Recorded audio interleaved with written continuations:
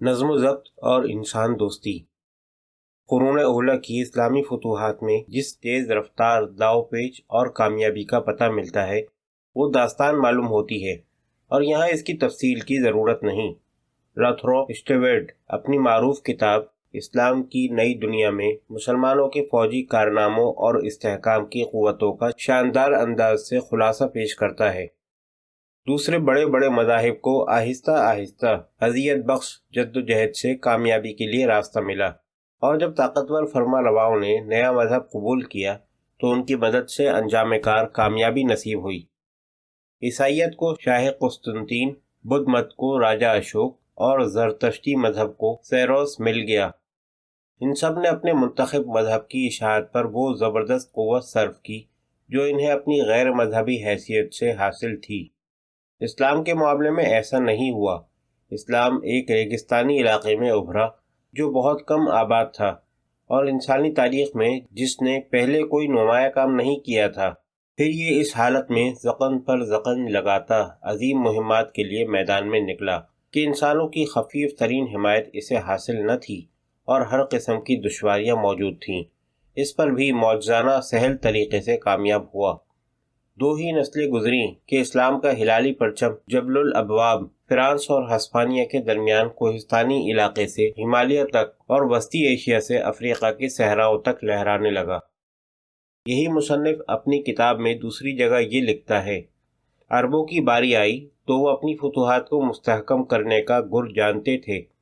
وہ کوئی خونخوار وحشی نہ تھے کہ لوٹ مار اور تباہی پر تلے ہوتے، بلکہ وہ تو بڑے اوصاف کے مالک تھے اور پرانی تہذیبوں سے علم حاصل کرنے کے دلدادہ اور ان کی خوبیوں کے قدردان تھے۔ آپس میں آزادی سے شادی بیاہ کرنے اور مشترکہ زاویہ نظر رکھنے کے باعث فاتح اور مفتوح دونوں جھٹ گھل مل گئے، اور اس باہمی اختلاط سے ایک نئی تہذیب ابھری، سارا سینی تہذیب۔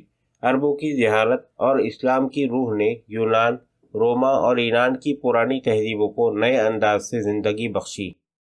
جنہیں قرون اولیٰ کے مسلمان سپاہیوں کو جنونیوں کا غول سمجھنے کی تربیت ملی ہے، ان کے لیے یہ بات بلا شبہ حیران کن ثابت ہوگی کہ اسلام کے عہد آغاز تک میں جنگ میں مسلمان بڑے نظم و ضبط سے کام لیتے تھے، اور ان کا رجحان انسانیت دوستی کا تھا۔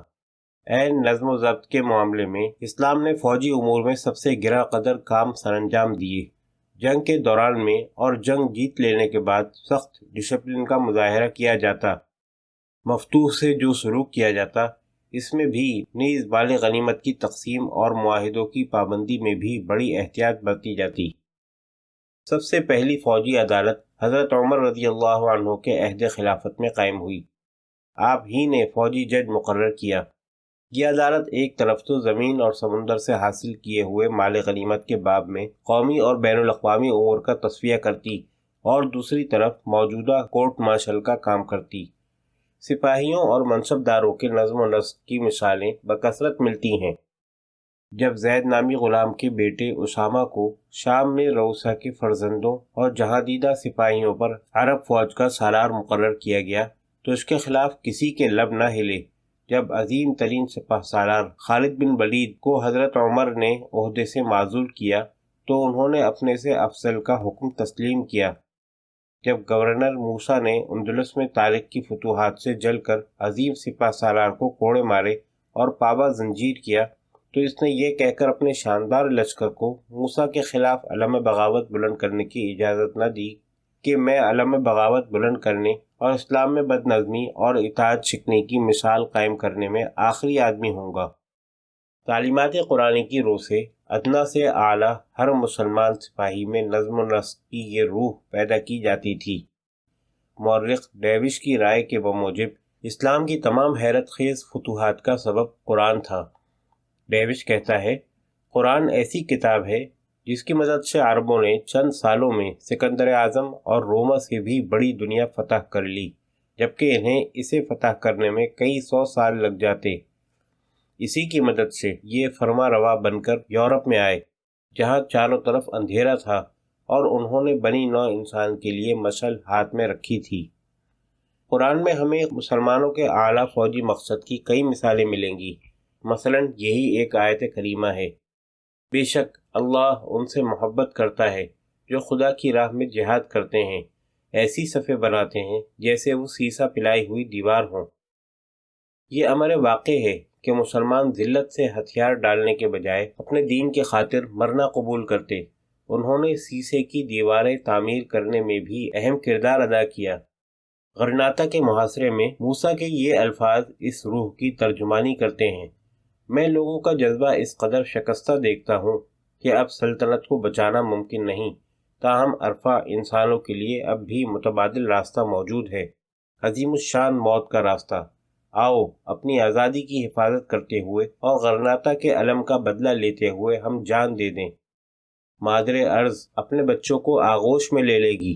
اگر کسی کی لاش چھپانے کو قبر نہ ملے تو پھر آسمان کی بھی ضرورت نہ پڑے گی کہ اسے چھپائے۔ خدا نہ کرے یہ کہا جائے کہ غرناطہ کے عالی مرتبہ لوگ اس کے دفاع کی خاطر مرنے سے ڈرتے رہے۔